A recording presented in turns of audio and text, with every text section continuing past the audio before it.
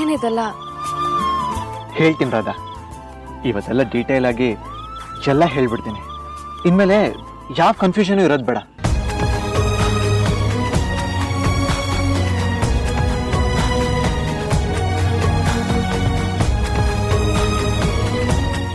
ನಾನಿನ್ನ ಮೊದಲು ನೋಡಿದ್ದು ಈ ಮಕ್ಕಳ ಜೊತೆಗೆ,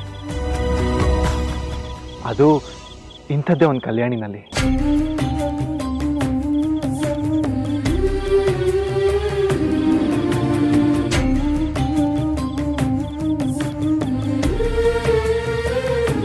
ಆದರೆ ಮುಂದೆ ಒಂದಿನ ನಾವಿಬ್ಬರು ಇಷ್ಟು ಹತ್ತಿರದಲ್ಲಿರ್ತೀವಿ ಅಂತ ನನಗೆ ಅನಿಸೇ ಇರಲಿಲ್ಲ.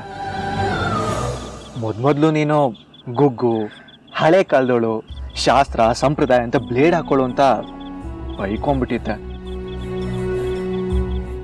ಆದರೆ ಡೆಸ್ಟಿನಿ ಬೇರೆನೇ ಡಿಸೈಡ್ ಮಾಡಿತ್ತು. ನೀನೇ ನನ್ನ ಸೆಕ್ರೆಟರಿ ಆಗೋ ಹಾಗಾಯ್ತು.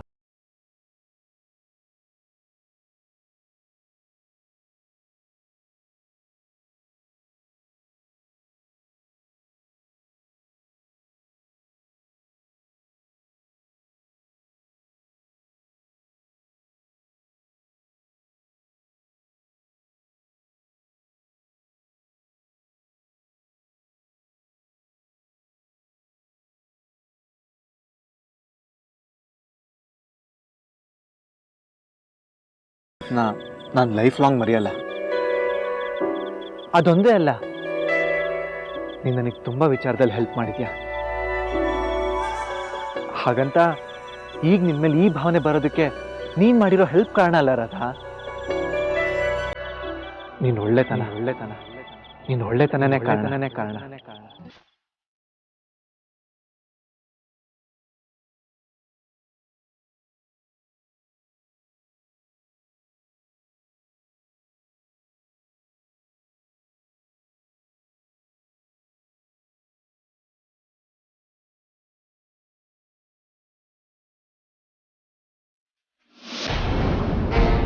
ಹೇಳು ನಕ್ಷತ್ರ, ಏನೋ ಮಾತಾಡಬೇಕು ಅಂದಲ್ಲ?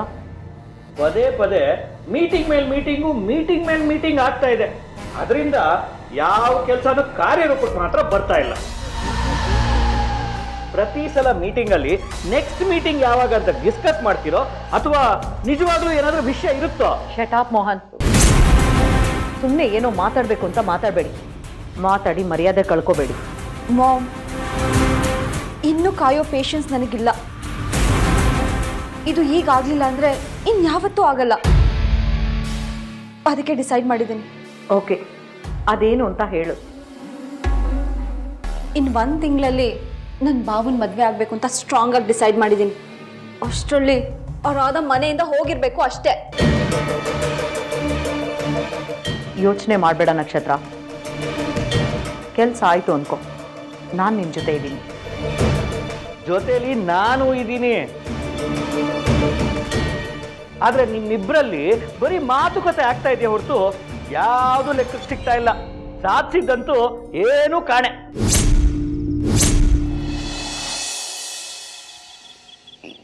ಏನು ಭಾವನೆ? ಅದನ್ನು ಹೇಳಕ್ಕೆ ಅಲ್ವಾ ಇಷ್ಟೆಲ್ಲ. ಹೇಳ್ತೀನಿ ರಾಧಾ. ನೋಡು ರಾಧಾ, ನಾನು ಮುಂಚೆ ಕುಡ್ಕ ಆಗಿದ್ದೆ, ಸೋಂಬೇರಿ ಆಗಿದ್ದೆ, ಬೇಜವಾಬ್ದಾರಿಯಿಂದಿದ್ದೆ. ಒಂದೇ ಮಾತಲ್ಲಿ ಹೇಳಬೇಕು ಅಂದರೆ ನನ್ನೊಳಗಿರೋ ಕೆಟ್ಟ ಗುಣಗಳಿಂದ ನಾನೊಂಥರ ವಿಲನ್ ಆಗಿದ್ದೆ. ಅದಕ್ಕೆ ನಿನಗೂ ನನ್ನ ನೋಡಿದ್ರೆ ಕೆಟ್ಟ ಕೋಪ ಬರ್ತಿತ್ತು ಅನ್ಸುತ್ತೆ. ಆಫ್ಕೋರ್ಸ್ ಇಟ್ಸ್ ನ್ಯಾಚುರಲ್, ಬಿಕಾಸ್ ನೀನು ಅಷ್ಟೊಂದು ಒಳ್ಳೆಯವಳು. ಆದರೆ ನಾನು ಬದಲಾದೆ ರಾಧಾ. ಒಂದೊಂದಾಗಿ ನನ್ನ ಕೆಟ್ಟ ಗುಣಗಳನ್ನು ನಾನು ಬದಲಾಯಿಸ್ಕೊಳ್ತಾ ಬಂದೆ. ಈಗ ನನ್ನಲ್ಲಿ ಬೇಜವಾಬ್ದಾರಿತನ ಇಲ್ಲ, ಸೋಂಬೇರಿತನನೂ ಇಲ್ಲ. ಅಫ್ಕೋರ್ಸ್ ಇದೆಲ್ಲ ಆಗಿದ್ದು ನಿನ್ನಿಂದ ರಾಧಾ, ನಿನ್ನಿಂದ. ಇದಕ್ಕೆಲ್ಲ ನಿನ್ ಸಹವಾಸನೇ ಕಾರಣ ರಾಧಾ. ನನ್ನ ಜೀವನದ ದಿಕ್ಕನ್ನೇ ನೀನ್ ಬದಲಾಯಿಸ್ಬಿಟ್ಟೆ. You made me a normal man.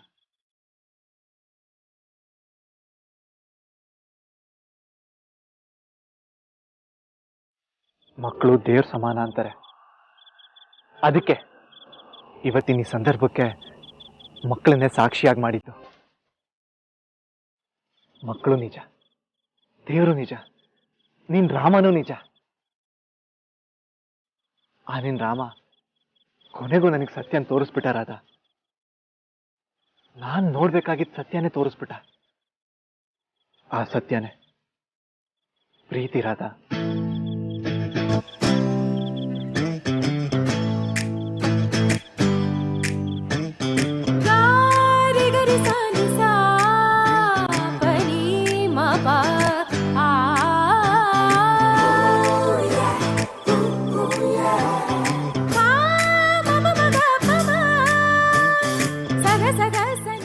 ನನ್ನೆಲ್ಲ ಪ್ರೀತಿ ಹುಟ್ಟಿಸ್ತೋಳು ನೀನು, ಹುಟ್ಟಿಸ್ತೋ.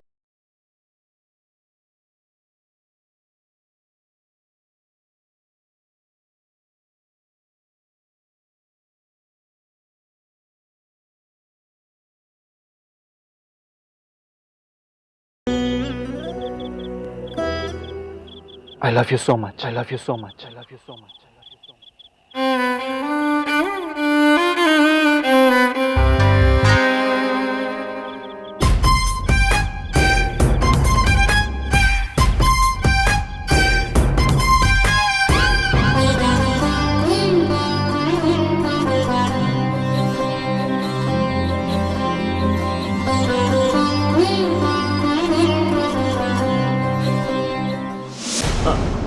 ತಪ್ಪಾಯ್ತಮ್ಮ, ಬೇಕಾದ್ರೆ ಅಕ್ಷಮ್ಯ ಅಪರಾಧ ಆಗೋಯ್ತು ಅಂತಾನೆ ಕೇಳ್ಕೊಳ್ತೀನಿ. ಏನ್ ಮಾಡಕ್ಕಾಗುತ್ತೆ? ಪ್ರಪಂಚ ಇರೋದೇ ಹೆಣ್ಮಕ್ಳಿಗೋಸ್ಕರ. ಹೆಣ್ಮಕ್ಳಿಗೆ ಜೈ, ಹೆಣ್ಮಕ್ಳಿಗೆ ಜೈ, ಹೆಣ್ಮಕ್ಳಿಗೆ ಜೈ. ನಕ್ಷತ್ರ, ನಿಮ್ಮಪ್ಪ ಏನೋ ಹೇಳಿದ್ರು ಅಂತ ತಲೆ ಕೆಡ್ಸ್ಕೋಬೇಡ. ನೀನೇನು ಡಿಸೈಡ್ ಮಾಡಿದ್ಯೋ ಅದು ಕರೆಕ್ಟಾಗೇ ಇದೆ. ಇದು ಬರೀ ಡಿಸಿಷನ್ ಅಲ್ಲ ಮಾಮ್, ಇದನ್ನ ನಾನು ಸಾಧಿಸ್ತೀನಿ.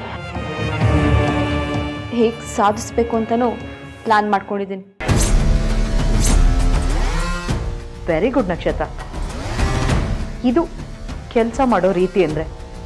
ಈಗೀಗ ವಾಸ್ತವ ಏನು ಅಂತ ನಿನಗೂ ಚೆನ್ನಾಗಿ ಅರ್ಥ ಆಗ್ತಿದೆ ಅನ್ಕೋತೀನಿ. ಏನೇ ಮಾಡೋದಿದ್ರೂ ಕರೆಕ್ಟಾಗಿ ಪ್ಲಾನ್ ಮಾಡಿ ಮಾಡು. ಏನು ಮಾಡಬೇಕು ಅಂತ ನಾನು ಕ್ಲಿಯರಾಗಿ ಡಿಸೈಡ್ ಮಾಡ್ಕೊಂಡಿದ್ದೀನಿ. But now don't stop me.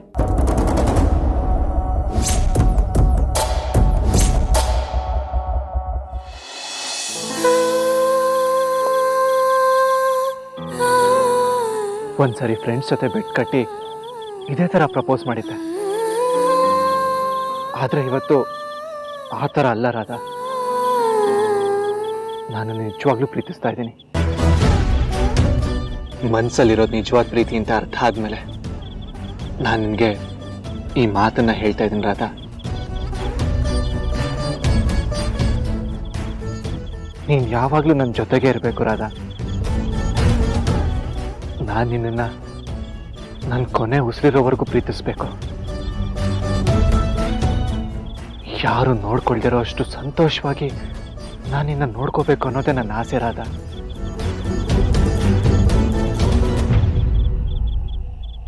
I love you Radha. I love you Radha.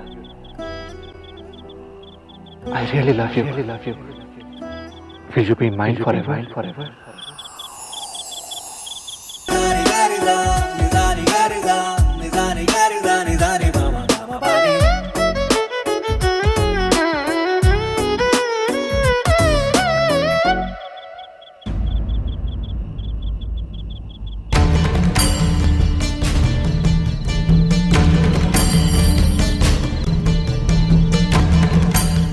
Radha, ಸುಮ್ಮನೆ ತಾಳಿ ಕಟ್ಕೊಂಡು ಬಂದ ತಕ್ಷಣ ನೀನ್ ಮಾವನ ಹೆಂಡತಿ ಆಗಲ್ಲ. ತಾಳಿನ ನೀನು ಕ್ರಿಶು ಒರಿಜಿನಲ್ ಗಂಡ ಹೆಂಡತಿ ಅಲ್ಲ ಅಂದಮೇಲೆ ಕ್ರಿಶು ನಿನ್ ಜೊತೆ ಸಂತೋಷವಾಗಿರೋಕೆ ಸಾಧ್ಯನೇ ಇಲ್ಲ. ನೀನ್ ಸೆಕ್ರೆಟರಿ ಆಗಿದ್ದಾಗಲೇ ನನಗೆ ಇಷ್ಟ ಇರ್ಲಿಲ್ಲ. ಆಮೇಲೆ ಸೊಸೆಯಾಗಿ ಬಂದೆ. ಈಗ ನಿನ್ ತಂಗಿನೂ ಬಂದ್ಲು. ಜೊತೆಗೆ ಆ ಕಾಂತಮ್ಮ ಬೇರೆ. ನಾಚಿಕೆ ಆಗ್ಬೇಕು ನಿಮ್ಮ ವಂಶಕ್ಕೆ.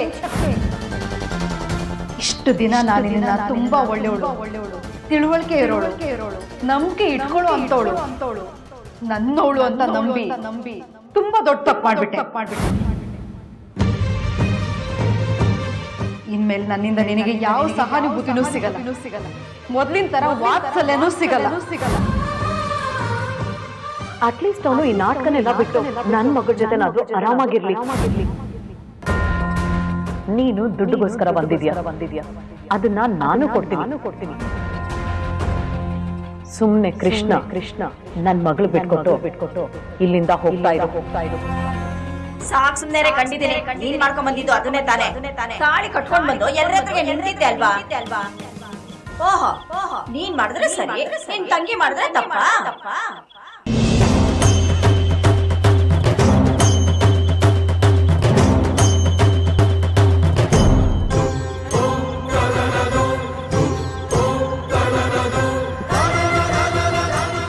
ಸಾರಿ ಸರ್, ನಾನು ನಿಮ್ಮನ್ನು ಪ್ರೀತಿಸಕ್ಕೆ ಸಾಧ್ಯ ಇಲ್ಲ.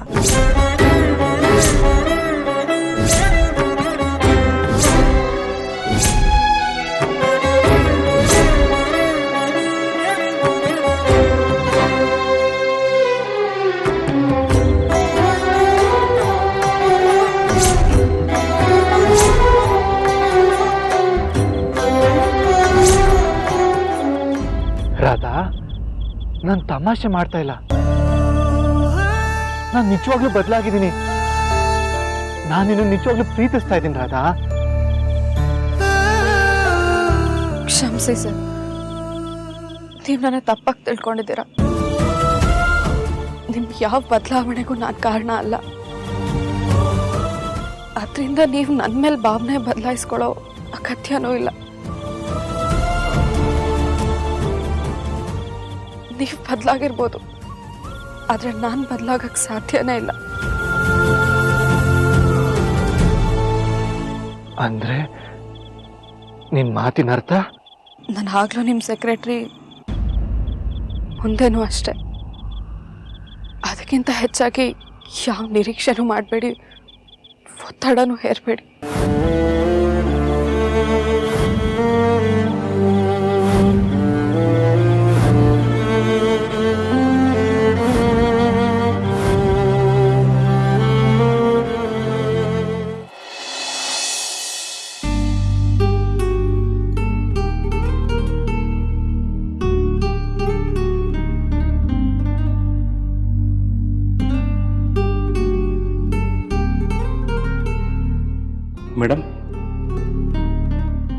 ಮೇಡಮ್ ಇದ್ಯಾಕೆ ಮೇಡಮ್ ಹೀಗೆ ಕೂತಿದ್ದೀರಿ? ನಿದ್ದೆ ಬರಲಿಲ್ವಾ? ಏನಿಲ್ಲ ಮೂರ್ತಿಗಳೇ, ನೀವಿನ್ನೂ ಹೊರಟಿಲ್ವಾ? ಹಾಂ, ಹೊರಡೋದಲ್ಲಿದ್ದೆ ಮೇಡಮ್. ಆದರೆ ಬರ್ತಾ ನಿಮ್ಮನ್ನು ಹೀಗೆ ಈ ಹೊತ್ತಿನಲ್ಲಿ ಕೂತಿರೋದು ನೋಡಿದ್ನಲ್ಲ, ಯಾಕೆ ಅಂತ ಗೊತ್ತಾಗಲಿಲ್ಲ. ಏನಾಯ್ತು ಮೇಡಮ್? ಏನಾಯ್ತು, ಯಾಕಾಯ್ತು, ಹೇಗಾಯ್ತು ಎಲ್ಲ ಪ್ರಶ್ನೆಯಾಗೆ ಉಳ್ಕೊಂಡ್ಬಿಟ್ಟಿದೆ ಮೂರ್ತಿಗಳೇ. ಯಾವುದಕ್ಕೂ ಸರಿಯಾಗಿ ಉತ್ತರನೇ ಸಿಗ್ತಾ ಇಲ್ಲ. ಮೇಡಮ್, ನೀವು ಈ ಥರ ಹತಾಶ ಆಗಬಾರ್ದು. ಏನೂ ಆಗಲ್ಲ, ಚಿಂತೆ ಮಾಡಬೇಡಿ, ಎಲ್ಲ ಸರಿ ಹೋಗುತ್ತೆ. ಆ ಭರವಸೆ ನನಗಿಲ್ಲ ಮೂರ್ತಿಗಳೇ. ತಾಯಿಯಾಗಿ ನನ್ನ ಕರ್ತವ್ಯನ, ಕೆಲಸನ ಸರಿಯಾಗಿ ನಿಭಾಯಿಸ್ಲಿಲ್ವೇನೋ ಅನ್ನೋ ಗಿಲ್ಟ್ ಕಾಡ್ತಾ ಇದೆ ನನಗೆ. ಛೇ ಮೇಡಮ್, ತಾವ್ಯಾಕೆ ಹಾಗನ್ಕೋತೀರಾ? ನಿಮ್ಮಂಥ ತಾಯಿನ ಪಡೆಯೋಕೆ ನಿಮ್ಮ ಮಕ್ಕಳು ಪುಣ್ಯ ಮಾಡಿದ್ರು. ನಿಮ್ಗೆ ಹಾಗೆ ಅನಿಸ್ಬೋದು ಮೂರ್ತಿಗಳೇ, ಆದರೆ ಅದೇ ಭಾವನೆ ಸತ್ಯ. ಆ ಭಾವನೆ ನನ್ನ ಮಕ್ಳಿಗೂ ಇದೆ ಅಂತ ನನಗೆ ಅನಿಸ್ತಾ ಇಲ್ಲ. ಅಥವಾ ನನ್ನ ಮಕ್ಕಳು ದೃಷ್ಟಿಕೋನದಲ್ಲಿ ನಾನೇ ಸರಿಯಾಗಿ ನಡ್ಕೊಳ್ದೇ ಇರ್ಬೋದು. ಹಾಗನ್ಕೊಳ್ಳೋರಷ್ಟು ದೊಡ್ಡ ಬೇರೆ ಯಾರೂ ಇಲ್ಲ ಬಿಡಿ ಮೇಡಮ್. ಇಲ್ಲ ಮೂರ್ತಿಗಳೇ,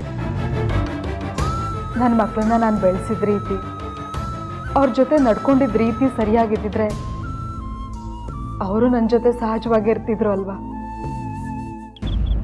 ಯಾಕೆ ರಾಧಾ, ನನ್ನ ಮಾತಿನ ಮೇಲೆ ನಿನಗೆ ನಂಬಿಕೆ ಬರ್ತಿಲ್ವಾ? ಇದು ಗಿಮಿಕ್ ಅಲ್ಲ ರಾಧಾ, ನಾನು ಯಾವ ಪೆಟ್ಟು ಕಟ್ಟಿಲ್ಲ.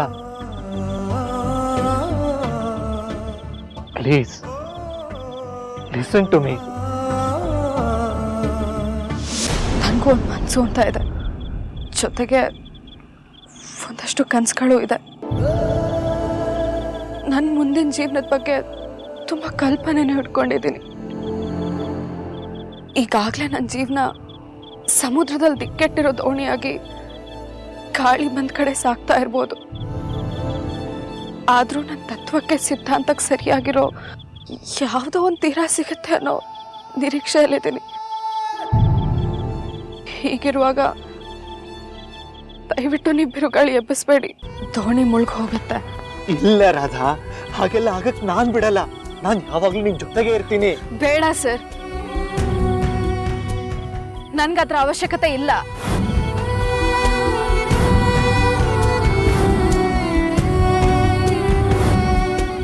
ನಮ್ದು ನಾಟಕ ಅನ್ನೋದನ್ನ ನೀವ್ ಮರ್ತಿರ್ಬೋದು, ಆದ್ರೆ ನಾನು ಮರ್ತಿಲ್ಲ, ಮರೆಯೋದು ಇಲ್ಲ.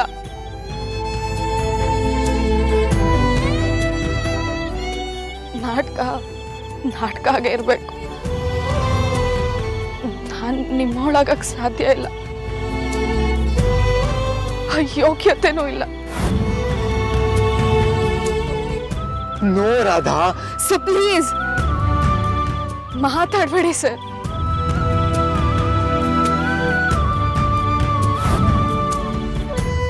ಪ್ರೀತಿ ಅನ್ನೋದು ತುಂಬಾ ಸರಳವಾಗಿ ಸಹಜವಾಗಿ ಮೂಡ್ಬೇಕಾಗಿರೋದು, ಅದು ಬಲವಂತ ಹೇರಿಕೆ ಆಗ್ಬಾರ್ದು.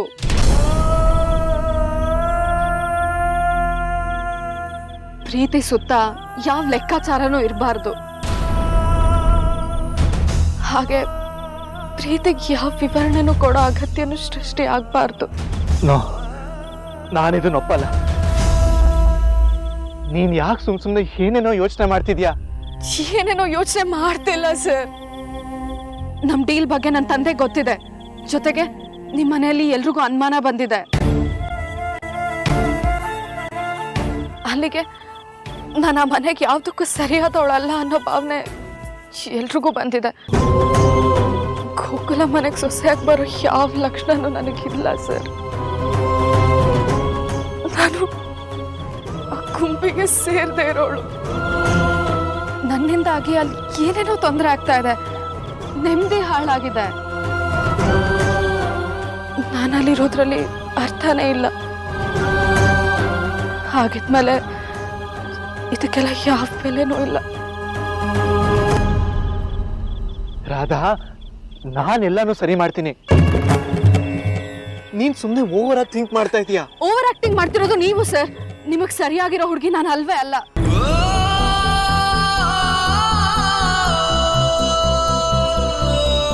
ಕನ್ಸಲ್ಲೂ ಆ ಥರ ಎಲ್ಲ ಯೋಚನೆ ಮಾಡಕ್ ಹೋಗ್ಬೇಡಿ.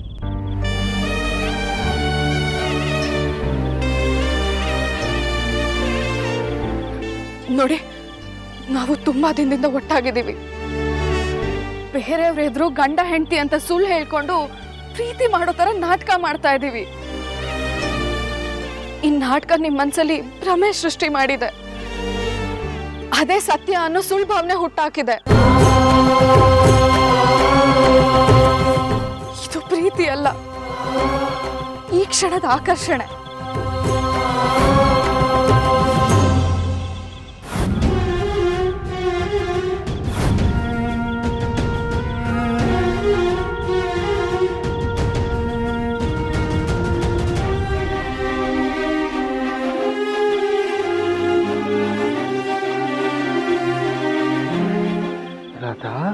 ಅಷ್ಟೇ ಸರ್,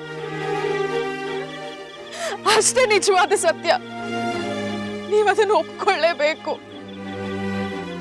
ನಮ್ ನಾಟಕ ಜಾಸ್ತಿ ಆಗಿದೆ. ತೆರೆ ಬೀಳೋದಕ್ಕಿಂತ ಮುಂಚೆ ಈ ನಾಟಕ ಮುಗಿಸೋದೇ ಒಳ್ಳೇದು.